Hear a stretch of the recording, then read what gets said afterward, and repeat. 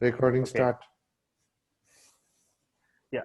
So Ade, let's move on to some European club football now. So you must be following some of European club football. We know that it's as popular in whole of Africa as it is in Asia in our parts. So yeah. So regarding French league, emergence of French league in of African national and African ancestry player. So is it only the language that makes it very similar to assimilate in France, or is it the playing style of League One, which may be somewhat similar? So why don't we see uh, African ancestry players such young age more in EP English Premier League or in Bundesliga, where we see them more in French league? Is it only due to language, or is it something else as well? Okay, I think language is a factor. Play style too. One factor that we cannot undermine.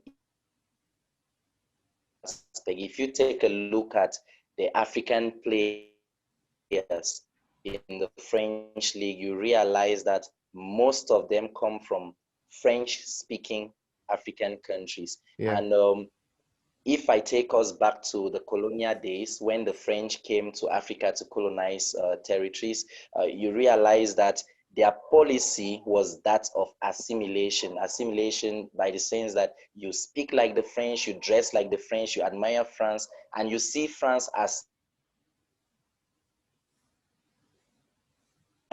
away from home. So Okay. the Africans, the French, to make them feel France is home away from home. So when a young countries, the first place they think about is France, because they're going to speak the same language. That's well, cultural context. They already know what it means being French, and so on and so forth. So the cultural aspect is very, very important. That permits them to settle down very, very fast. Just take a look. More than I think the large majority of those players come from French-speaking Africa. So Yeah, the cultural like you said. aspect is, and in that cultural aspect, we then have issues of language and the play style.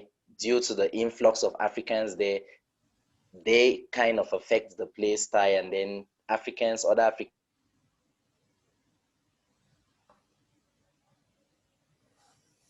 find it easy.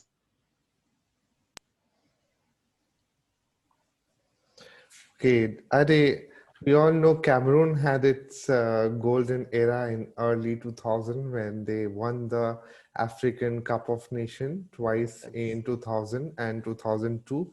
And the world had some very talented African players playing in major European clubs like Real Madrid, had Jeremy and Samuel Eto'o, we all know, and there was also Laurent from Arsenal, part of the Invincible era.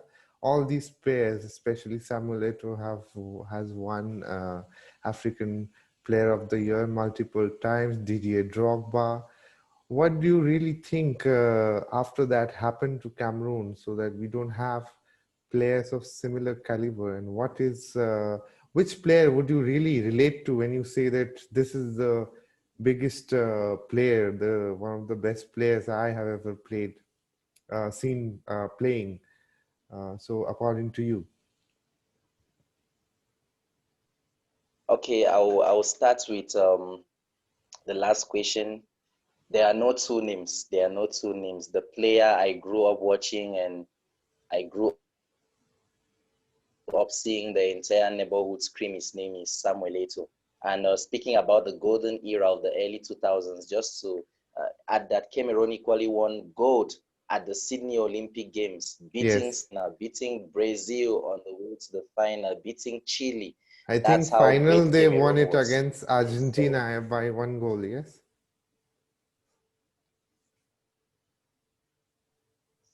Spain Oh, won Spain. Spain on Okay, penalties. okay, okay. Yes. Yes.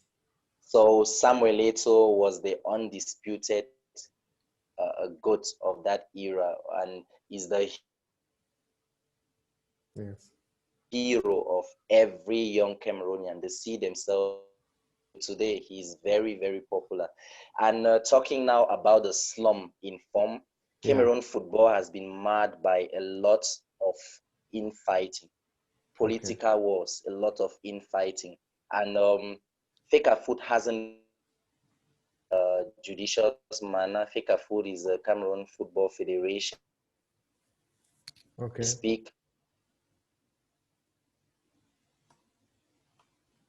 former Fecafoot Federation is behind bar, accused of mismanagement, accused of issues of corruption. So that is just a picture, or that just mirrors the state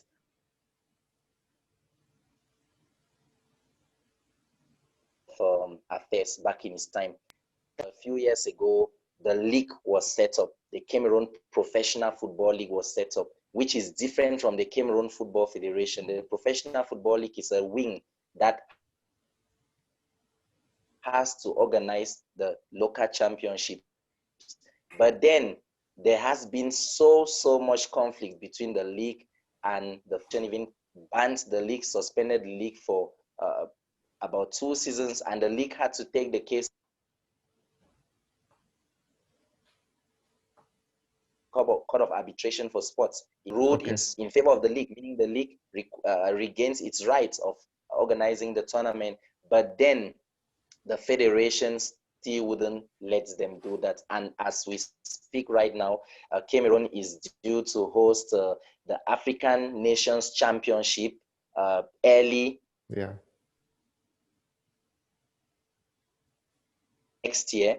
But the league, a tournament that has to do with just players who play home football, who play club football. So imagine championship isn't ongoing. There is very low possibility that you're going to do in the African Nations Championship. So right now our league is yet to start. Unfortunately, the league board, the Cameroon Professional Football League, went ahead to organize the league in their own way. The federation's referees from Equatorial Guinea, that's how scandalous things have been. And the Equatorial Guinea board has sanctioned those referees that came to officiate the match. Yeah, so things are at a standstill and to come to a compromise. What has marred Cameroon football is the politics. And how has that politics now affected the drop in the quality of products that we produce? Why can't we have the Samuel Eto'os again? It is simply because the political situation away from Cameroon. We take a player like Moukoko, Yusuf Moukoko, who is in Borussia Dortmund right now. Yes. He is from Cameroon. He left for Germany at the age of 13 plus. But Germany is trying to get Moukoko to play for its country. That's whoever seen so where that will be another big loss for Cameroon if he. A very big loss. Just because football is poorly run. If you create the right environment for the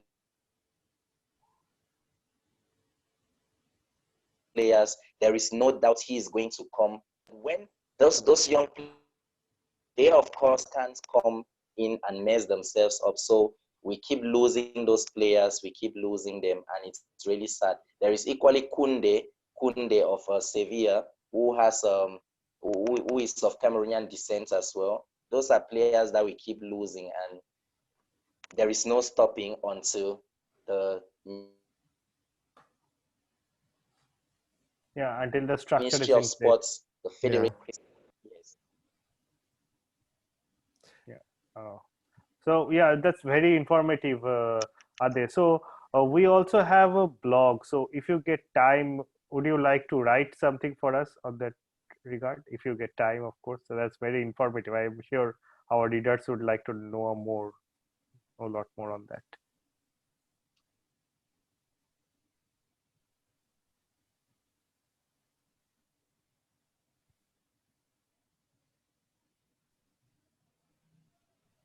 So I was just asking if you get time sometime, so would you like to write something for us on our blog? We have a blog, and I think our readers would like to know more about. That's very informative. So we we don't get to know all this stuff because in media Yes, there is always I'll European football. that. But football is a global sport, we all know. So that's I mean, anywhere it's not being run well, that's a cause for concern for all of the football lovers all across the globe. So that's something wonderful. So now coming after that, so since you mentioned some name of some emerging talents, so now let's say apart from Kamavinga, so which talents you would say our listeners to look out for, which are African, Cameroonian as well as African talents playing across Europe or in somewhere, young talents we should have a look out for? Well, I'll Mukoko. There is a lot of expectations built around him. Many brand him the new Messi. There is so much expectations, and we realize that at each level he has played, he has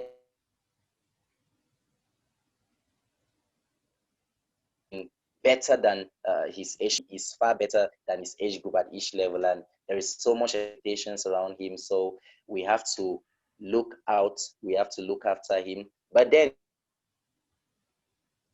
it's not always a smooth sail. We've had young players who've shown us a very, very bright early picture, but then we don't even remember the names again. I take an example of Jean-Marie Dungu, who was in Barcelona B, who came from La Masia. He was branded the Black Messi, the new Messi. He did all the wonders in the La Masia, but today no one knows about him again. So it is always a cagey affair. Looking up to such young talents and building up so much expectations around them. But apart from Yusuf Mokoko, we can Oshimen, who recently who moved to Napoli. Yeah, Napoli in a Osimhen big has become the most expensive African bright talent. footballer after his transfer to Napoli. Exactly. That is a bright talent, very, very bright talent we can look up to. And Yeah, apart from that, there are a host of others. There are a host of others who are doing relatively well. Decent young players like Chukwueze in Villarreal, who Villarreal. is of Yes, Nigerian yeah, descent as well. yes. Yes. So those are the three for me who really stand out with so ordinary and who I really have my eyes on at this moment. Okay, Adele, seeing your selection of best players, I think you like the attacking players more than defensive. So I am thinking you are also maybe a forward or a midfielder who like to score goals. And that's very You know, informative. naturally in football, we look up to Goal scorer. Yeah, the attacking players draw the yeah. spotlight more, but the defensive players, as long as they are good, they are going to come up to the forefront, and obviously we'll get talking about them. Yeah, in my younger days, I remember long time back now, one player stand out. I don't know if you remember. He was Cameroonian. I think his name was Kufor, and he used to play for Bayern Munich, and he played for 12 years. So I don't think in today's days you will find any player, let alone African, playing in a single club like as big as Bayern Munich for a duration of 12 years.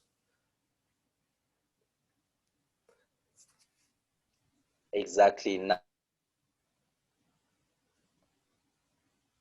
Nowadays, football, the business has a lot of pressure, and Yeah, it's not just about African players, but players in general. You find yeah. players in general uh, finding it more difficult nowadays to stay beyond 7, 8, 9 years Yeah, in a single club because of the pressure, etc. Yes, just the old guard are still in such circumstances, but once this generation passes, I think it's going to be so, so rare to find a player that stays in a club yeah, beyond 10 years or so. Yeah, yes. that's a very good point. So, Ade, coming to the last part of our discussion. So we have seen European champion, world champion. We have seen South American five-time champion in Brazil, Argentina have won it twice.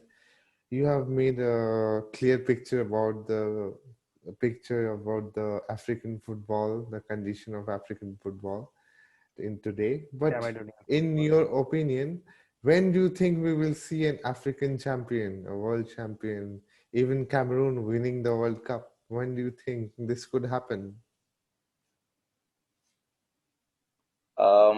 When I think an African nation can win the World Cup, is that the Yes, question? yes, Yes. yes. In no foreseeable future.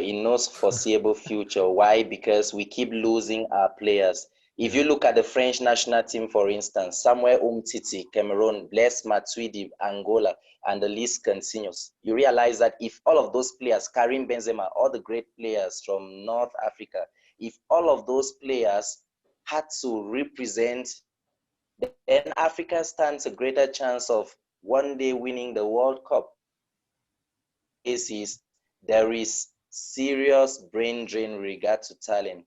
The Yeah. Western nations are powerful, they have the money, they have the influence, and so they keep taking the African talent. So it's getting less likelier that Africa is going to win the World Cup. In fact, that cannot happen in any foreseeable future, because at this point in time, we even doubt already if we are ever going to have another Samuel Eto'o, Didier Drogba caliber of player Yeah. representing Africa. Because nowadays, such players would have easily won the kits of France, of Spain, of Germany, or Yes. what have you. So it is very, very unlikely and not in any foreseeable future.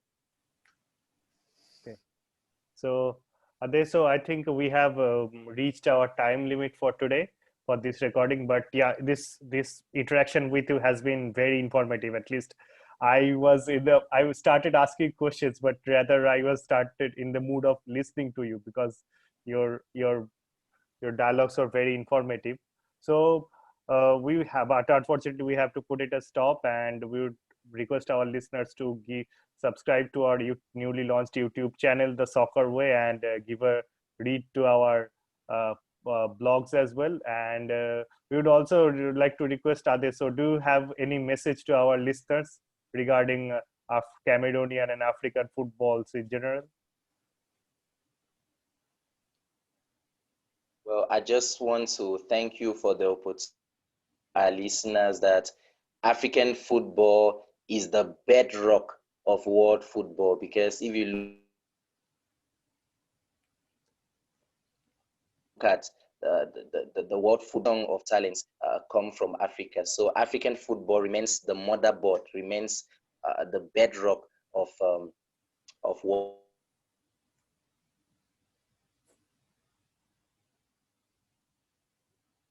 So also keep your eyes of you always from African football. Okay. Yeah. Thank And you for yeah, that, Ade. hopefully, yeah. And hopefully journalists and writers like you would yeah, keep supporting your nation's football, and also enlighten us with latest information from Cameroon. Yes, certainly, definitely. So thank you everyone. Thanks for listening to Soccer Way podcast. Have a good day.